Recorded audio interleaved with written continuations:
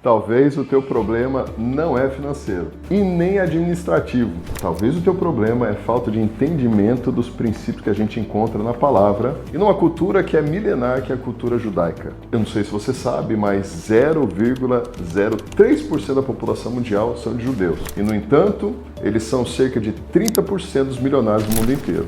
Deve ter um segredo para isso. Mas não é só isso. Eu quero te fazer um convite para você estar no meu lançamento do Método Flow de crescimento. Nós vamos falar sobre finanças, nós vamos falar sobre vida pessoal e nós vamos falar também sobre vida espiritual. Eu quero afirmar para você que participando desse método não tem como você não romper na tua vida como um todo, principalmente na área financeira.